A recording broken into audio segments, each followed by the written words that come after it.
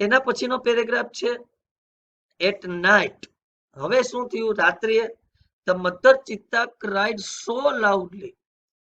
ચિત્તા મમ્મી એટલા બધા મોટેથી રડ્યા કે ધેટ એટલે કે she was heard by a wise man. તેણીને સાંભળવામાં આવી કોક દ્વારા. વોઝવેર પ્લસ ભૂતપૂર્વ સિમ્પલ પાસ્ટની પેસિવ રચના છે.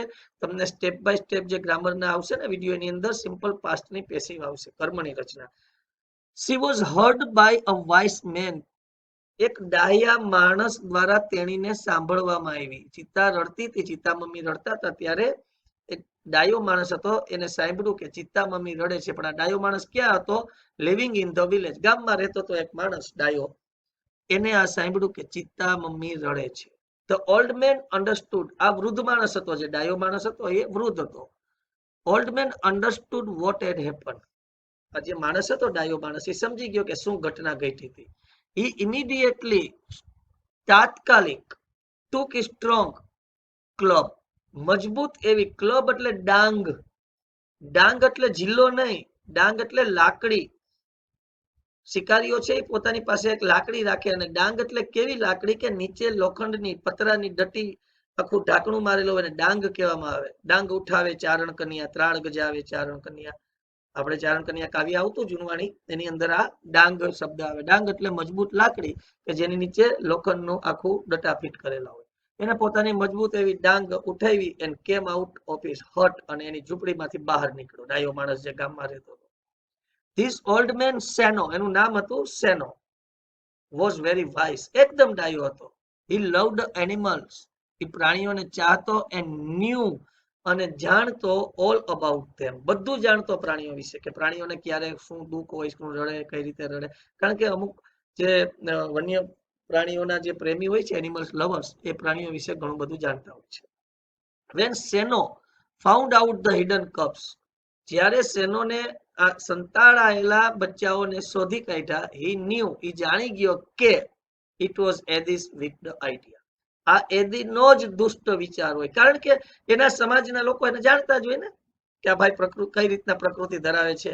આ આપણા શિકારી છે એદીભાઈ, એ આળસુ છે, એને જ આ ચોરી કર્યા હોય બચ્ચા. કારણ કે પોતાની આવડત અને પોતાના વિચારથી તો એ શિકાર કરતા નથી.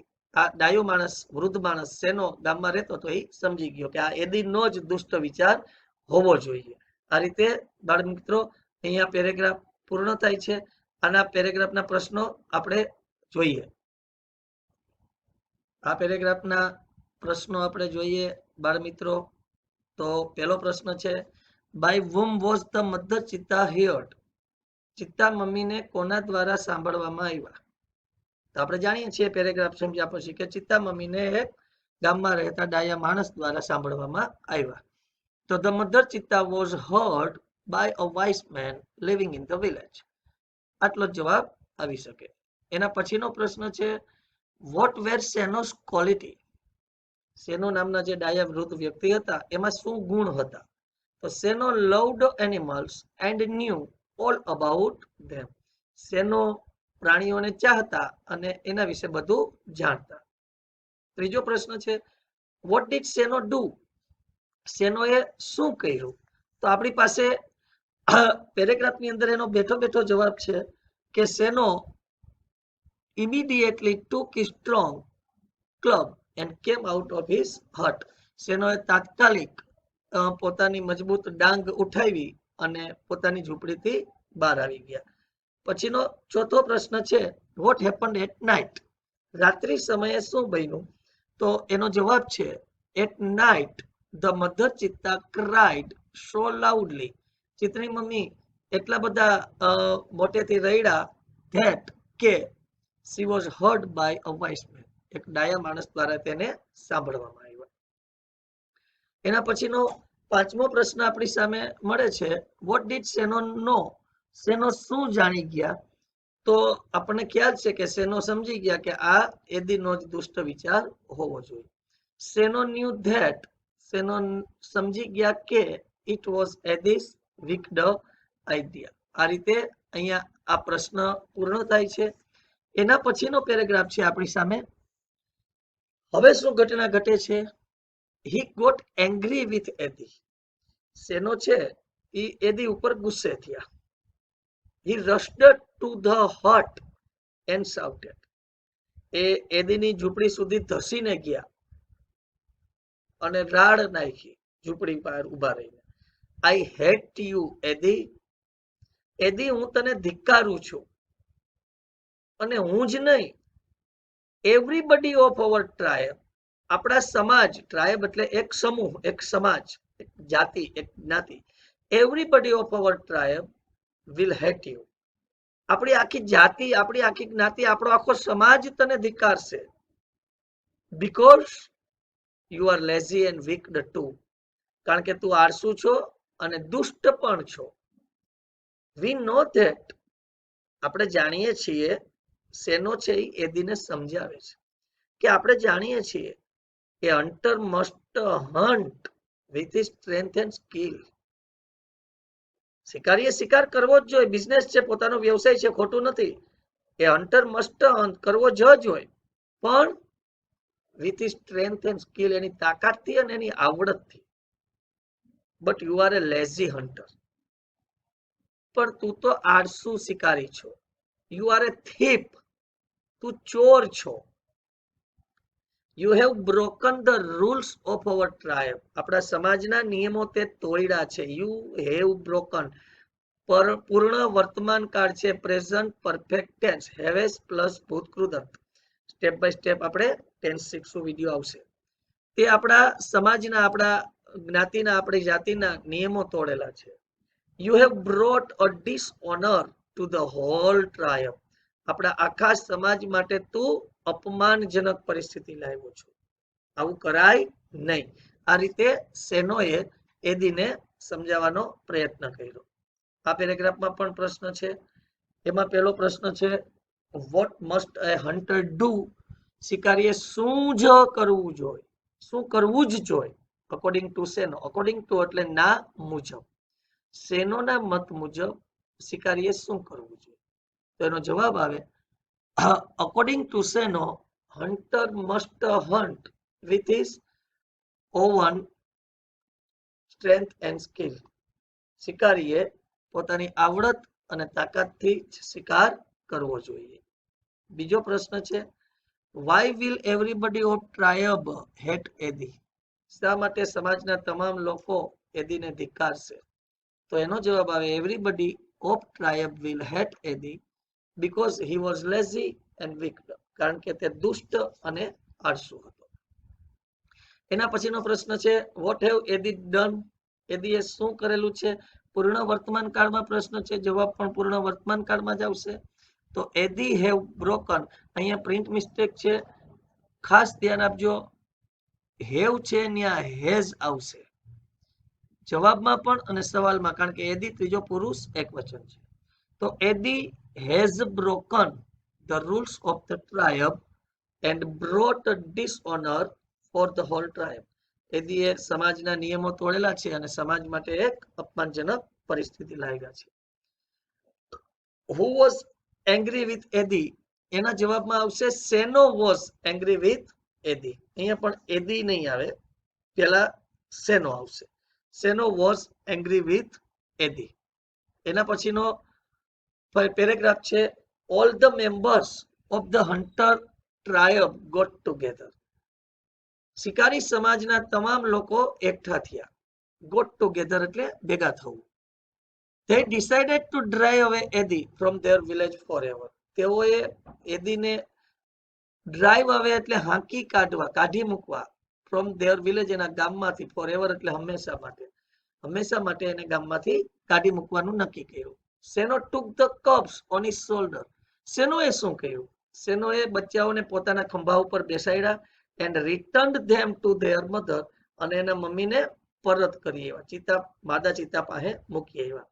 He saw that, એને એવું જોયું કે the long weeping of the mother ચિતા, માદા ચિતા, મમ્મી ચિતા લાંબા રુદન પછી had stained her face forever, એના ચહેરા ઉપર હંમેશા માટે એક પ્રકારના સ્ટેન્ડ એટલે ડાઘા થઈ ગયા હતા, ટપકા થઈ. આ પેરેગ્રાફ પૂર્ણ કર્યા પછી આ પેરેગ્રાફના પણ બાળ મિત્રો આપણે પ્રશ્ન જોઈએ. એમાં પહેલો પ્રશ્ન છે, what did all members of the tribe decide, સમાજના તમામ સભ્યોએ શું નક્કી કર્યું? તો એનો જવાબ મળે છે all the members of the tribe decided to drive away Eddie from their village forever. હંમેશા માટે એદીને પોતાના ગામમાંથી હાંકી કાઢવાનું નક્કી કર્યું કે કાઢી મૂકીએ. બીજો પ્રશ્ન છે what did સેનો do with the cubs? બચ્ચાઓ સાથે સેનોએ શું કર્યું? તો આપણે પેરેગ્રાફમાં જોયું કે સેનોએ પોતાને ચિત્તા મમ્મીના બચ્ચાને પોતાના ખંભા ઉપર બેસાડી અને મમ્મીને રિટર્ન કર્યા. તો સેનો took the cubs on his shoulders and returned to their mother. અને એને મમ્મીને પરત કર્યા ઉચકીને. એના પછીનો ત્રીજો પ્રશ્ન છે what happened to the mother ચિત્તા after long weeping? લાંબા રુદન પછી મધર ચિત્તા એને શું બન્યું? તો જવાબમાં આવે after long weeping, લાંબા રુદન પછી the mother ચિત્તા had stained her face forever. પોતાના ચહેરા ઉપર કાયમી માટે ડાઘા થઈ ગયા, ટપકાઓ થઈ ગયા. આ રીતે એનો ત્રીજો પ્રશ્ન પૂરો થાય. ચોથો પ્રશ્ન છે two get out from means બહાર કાઢી મૂકવા મતલબ શું? ટુ ડ્રાઈવ અવે. ઈઝી છે પ્રશ્ન, આરામથી આપણે આ રીતે પ્રશ્નનો જવાબ મેળવી શકીએ. એના પછીનો પેરેગ્રાફ આપણે જોઈએ. હવે અહીંયા પાઠ પૂર્ણ થાય છે, પરંતુ કેટલાક ચિત્તા વિશે બાબતો આપેલી છે કે જે આપણને જનરલ નોલેજ માટે પણ કામ આવે અને પાઠની અંદર જ છે. તો ફેક્ટ્સ અબાઉટ ચિત્તા મતલબ ચિત્તાઓ વિશે કેટલીક બાબતો, કેટલીક વાસ્તવિકતાઓ. તો પેલું છે હાઇટ. તો જનરલી જોવા જઈએ તો ચિત્તાની હાઇટ 100 સેન્ટીમીટર હોય છે, એટલે લગભગ 3 ફૂટ અને માથે 10 સેન્ટીમીટર જેવું સમથિંગ હોય. એનો વેઇટ, ચિત્તાનો વજન 65 કેજી એટલે 65 કિલોગ્રામ. અને વેઇટ એટ બર્થ એટલે જન્મ સમયે જ્યારે બચ્ચું જન્મે ત્યારે કેટલા વજનનું હોય તો 300 ગ્રામ. એજ ઓફ મેચ્યોરિટી એટલે એ પુખ્ત વયનું ક્યારે બચ્ચું બને તો 2 વર્ષનું બચ્ચું બને એટલે એ મેચ્યોર કહી શકાય છે. જે રીતે આપણે 18 વર્ષે મતનો અધિકાર મળે એમ એ 2 વર્ષે પુખ્ત વયનું થઈ જાય.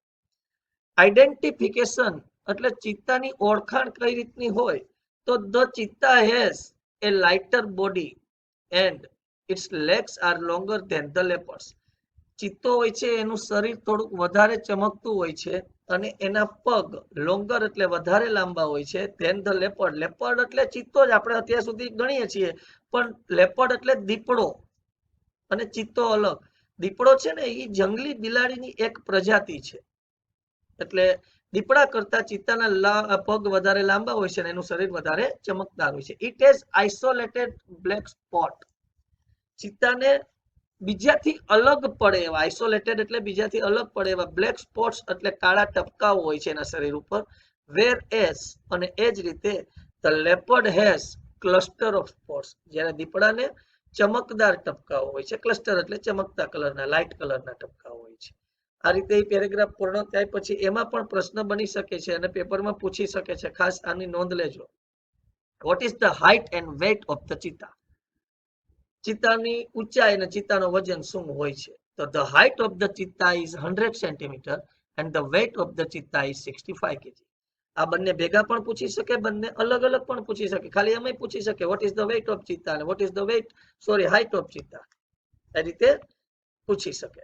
બીજો પ્રશ્ન છે વોટ ઇઝ કપ વેઇટ? બચ્ચાનો વજન શું હોય? What is the cub's weight? Apostrophe S આવવો જોઈએ, કપ્સ બહુ વચનમાં આવી ગયું છે. The cub's weight is 300 gram. જન્મે ત્યારે બચ્ચું 300 ગ્રામનું હોય છે. What is a cheetah's age of maturity? ચિત્તાની પુખ્ત વયની ઉંમર કેટલી હોય છે? તો a cheetah's age of maturity is 2 years. 2 વર્ષની હોય છે. એના પછીનો પ્રશ્ન છે ડિસ્ક્રાઇબ ધ આઇડેન્ટિફિકેશન ઓફ ચિત્તા. ચિત્તાની ઓળખાણનું વર્ણન કરો. તો the cheetah has a lighter body and its legs are longer than the leopards and it has isolated spots. ચિત્તાના શરીર દીપડા કરતા વધારે ચમકતું હોય છે અને એના પગ દીપડા કરતા વધારે લાંબા હોય છે અને ચિત્તાને આઇસોલેટેડ બ્લેક સ્પોટ્સ એટલે બીજાથી અલગ પડે એવા કાળા ટપકાઓ હોય છે. આ રીતે અહીંયા આ પ્રશ્ન પૂર્ણ થયા. એના પછીનો એક પેરેગ્રાફ છે હેબિટ્સ એટલે ચિત્તાની અમુક ટેવ હોય. હેબિટ્સ જેવી રીતે આપણે માનવ જાતિમાં અમુક ટેવ હોય એ રીતે ચિત્તાને હોય. તો ચિત્તાની કેટલીક અલગ અલગ વાસ્તવિકતાઓ એવી છે કે it is the fastest animal on the earth. આ ધરતી ઉપર, આ પૃથ્વી ઉપરનું સૌથી ઝડપી પ્રાણી એને ગણાય છે. ઇટ ટોપ સ્પીડ, એની ઉત્તમ ગતિ કેન બી હોઈ શકે છે અરાઉન્ડ 100 કિલોમીટર પર અવર. એટલે લગભગ 1 કલાકમાં ચિત્તો 100 કિલોમીટર સુધી દોડી શકે. એટલે અહીંથી જામનગર પહોંચી જાય, 90 કિલોમીટર છે. બટ પણ it can maintain this speed, આ ગતિ એ ટકાવી શકે છે ફોર એ વેરી શોર્ટ ડિસ્ટન્સ, બહુ ટૂંકા ગાળા માટે. એટલે અહીંથી સમજી લો ને તમે, થોડુંક બોરિયાને આગળ ત્યાંથી જાય તો વળી એને થોડોક હોલ્ટ કરવો પડે. ટૂંકા ગાળા માટે એ આ ગતિ ટકાવી શકે છે. એક ધારું 100 કિલોમીટર એટલી જ ગતિએ ન દોડી શકે. સમટાઈમ્સ, ક્યારેક ક્યારેક it can take a leap as long as 25 metre, કૂદકો મારી શકે છે 25 મીટર, એટલે લગભગ 75 ફૂટ થાય. લાંબુ કૂદી શકે છે, ઊંચું પણ ચિત્તો કૂદી શકે છે. ઇટ ક્રીપ્સ, તે પેટે ઢસડાઈને ચાલે છે. સાયલેન્ટલી, એટલે એકદમ શાંતિથી. બિહાઇન્ડ ધ પ્રે, પોતાના શિકારની પાછળ. એન્ડ ધેન લીપ્સ, અને પછી કૂદે છે અપ, ઊંચે, ટુ કેચ ઇટ, એને પકડવા માટે. પેલા શિકારની પાછળ પેટે ઢસડાઈને ચાલે, પછી ત્યાંથી કૂદકો મારે સીધું શિકાર ઉપર પડે. It does not preserve its prey, પોતાના શિકારને ક્યારેય પણ બચવા દેતા નથી આ ચિત્તાઓ. This sometimes causes death of cub and young cheetahs, નાના બચ્ચાઓ અને યુવાન ચિત્તાઓના ક્યારેક આને કારણે મોત પણ થાય છે.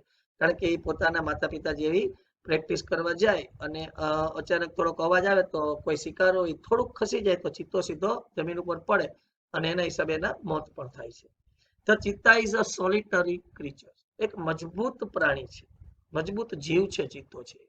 It does not live in groups or herds, ટોળામાં અથવા સમૂહમાં ચિત્તા રહેતા નથી. એ ફેમિલી સેપરેટ્સ, કુટુંબ અલગ પડી જાય છે. As soon as the cubs are mature, જેવું બચ્ચું થોડુંક મેચ્યોર બને એટલે પોતાના કુટુંબથી અલગ પડી જાય છે. આ રીતે અહીંયા પેરેગ્રાફ પૂર્ણ કરીએ છીએ. આના પણ પ્રશ્નો આપણે જોઈએ. પેરેગ્રાફ પૂર્ણ કર્યા પછી પ્રશ્નો જોઈએ. એમાં પહેલો પ્રશ્ન છે, what do you know about cheetah speed, ચિત્તાની ગતિ વિશે તમે શું જાણો છો? તો આપણે આ પેરેગ્રાફમાં જોયું વી નો ધેટ. અહીંયા તમે આઈ નો ધેટ એ મૂકી શકો, ખોટું નહીં પડે. હું જાણું છું અથવા અમે જાણીએ છીએ. વી નો ધેટ, અમે જાણીએ છીએ કે એ ચિત્તા કેન રન 100 કિલોમીટર પર અવર, એક ચિત્તો 100 કિલોમીટરની ઝડપીએ દોડી શકે છે, કલાકના 100 kilometre. But can maintain for short distance, પણ માત્ર ટૂંકા ગાળા માટે જ આને મેન્ટેન કરી શકે છે. એના પછીનો પ્રશ્ન છે, હાઉ ફાર કેન અ ચિત્તા લીપ, ચિત્તા કેટલું ઊંચું વધારે કૂદી શકે છે, આગળ કૂદી શકે છે? તો cheetah can leap as long as 25 metres, 25 metre જેટલી લાંબી કૂદ લગાડી શકે છે આગળ. એના પછીનો ત્રીજો પ્રશ્ન છે, how does the cheetah kill its prey, ચિત્તા એના શિકારને કેવી રીતે મારે છે? ચિત્તા ક્રીપ્સ, 10 થી પ્રશ્ન છે, ક્રીપની પાછળ એસ, કારણ કે ઘટના ઘટે છે વારંવાર, અવારનવાર. એટલે cheetah creeps silently behind the prey and then leaps up to catch it, ચિત્તા શાંતિથી શિકારની પાછળ પેટે ઢસડાઈને જાય છે અને પછી એને પકડવા માટે કૂદે છે. આ રીતે 10 થી પ્રશ્ન પૂછ્યો છે. ક્રીપમાં પણ એસ છે અને લિપમાં પણ એસ છે. એના પછીનો પ્રશ્ન છે, why is cheetah called a solitary creature, ચિત્તાને શા માટે મજબૂત પ્રાણી કહેવામાં આવે છે? Cheetah is called a solitary creature, ચિત્તાને મજબૂત પ્રાણી કહેવામાં આવે છે બીકોઝ, કારણ કે it does not preserve its prey, એ પોતાના શિકારને ક્યારેય પ્રિઝર્વ એટલે સારી અવસ્થામાં છોડતા નથી, એટલે એને સોલિડ ક્રીચર કહેવામાં આવે છે. એના પછીનો પ્રશ્ન છે, when does the cheetah family separate, ચિત્તાનું કુટુંબ ક્યારે અલગ પડે છે? 10 થી પ્રશ્ન છે, સેપરેટની પાછળ એસ, તો cheetah family separates as soon as the cubs are mature. આ રીતે અહીંયા આપણે બાળ મિત્રો આના પ્રશ્ન પૂર્ણ કર્યા. એના પછીનો પેરેગ્રાફ છે, ડાયટ એટલે ખોરાક, ચિત્તાનો ખોરાક શું છે? તો મીડિયમ સાઇઝડ બક્સ, નાના કદના bucks are its main food, હરણાઓ બક એટલે હરણાઓ. બ્લેક બક આગળ તમારે 10મામાં એક પુસ્તક આવશે આખું. નાની સાઈઝના હરણાઓ એનો મુખ્ય ખોરાક છે. It also catches hares. સસલાઓ પણ પકડે છે. હેર એટલે સસલું યાદ રાખજો, પણ રેબિટ નહીં. રેબિટ નું સિમિલર વર્ડ છે, પણ હેર એટલે લાલ કલરના સસલાઓ. રેબિટ એટલે વ્હાઇટ કલરના સસલા. લાલ કલરના સસલાઓ પણ પકડે છે. એન્ડ લાર્જ બર્ડ્સ અને વિશાળ પક્ષીઓ પણ એનો ખોરાક છે. મુખ્ય ખોરાક છે નાના કદના હરણાઓ. કબ્સ એટલે બચ્ચાઓ વિશે કેટલીક માહિતી છે. The female gives birth to 2 to 4 cubs at a time. એક સમયે માદા ચિત્તા 2 થી 4 બચ્ચાઓને જન્મ આપે છે. અને બચ્ચાઓ કેવા હોય? They are very beautiful with long silver gray fur.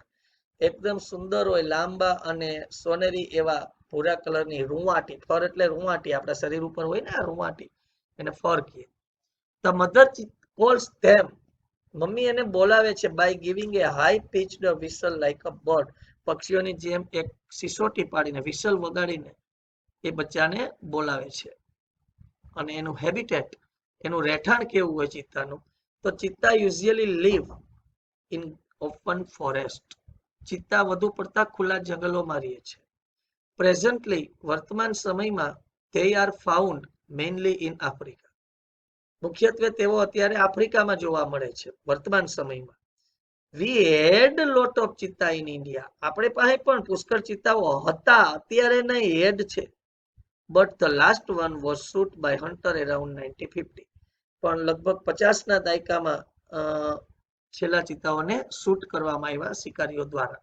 આ રીતનો પેરેગ્રાફ અહીંયા બાળ મિત્રો પૂર્ણ થાય છે. આના પણ પ્રશ્નો છે. એમાં પહેલો પ્રશ્ન છે, વોટ ડઝ ચિત્તા ઈટ? ચિત્તા શું ખાય છે? તો ચિત્તા ઈટ શો.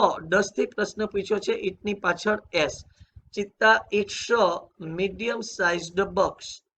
નાના કદના, મધ્યમ કદના હરણાઓ. And hares and large birds. સસલાઓ, લાલ કલરના સસલાઓ અને પક્ષીઓ ખાય છે. How does the mother call the cubs? મમ્મી ચિત્તાઓના બચ્ચાઓને કેવી રીતે બોલાવે છે? The mother calls the cubs by giving a high pitched whistle. મોટેથી સિસોટી વગાડીને, વિસલ વગાડીને બચ્ચાઓને બોલાવે છે. આ બધી ઘટનાઓ સનાતન સત્ય વાક્યો છે અને રોજબરોજ બનતી ક્રિયાઓ પણ છે. ભલે ઇન્ડિયામાં નથી બનતી, આફ્રિકામાં તો ચિત્તાને એને મમ્મી બોલાવતા હશે ને, ચિત્તા ખાતા હશે ને, એટલે 10 છે. સાદો વર્તમાન કાળ છે, સિમ્પલ પ્રેઝન્ટ ટેન્સ છે. એના પછીનો પ્રશ્ન છે, what do you know about the cubs? બચ્ચાઓ વિશે તમે શું જાણો છો?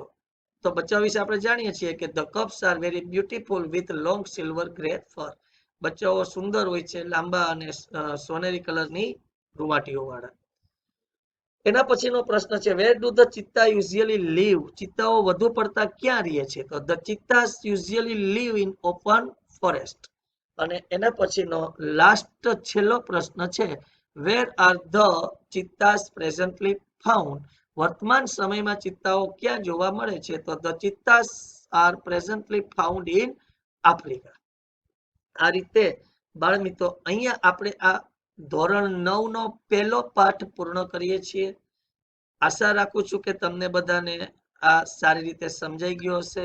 આ પ્રશ્નમાં આપને કોઈ પણ પ્રકારના પ્રશ્નો થાય, ક્વેરી થાય, આ પાઠની અંદર તમને કોઈ વસ્તુ ન સમજાય તો ચોક્કસપણે તમે મને ફોન કરો. હું તમને એનો શ્યોર આન્સર આપીશ અને એકદમ સેટિસ્ફેક્શન વાળા જવાબ મળશે તમને. ફરીથી એક નવા પાઠ સાથે આપણે મળશું.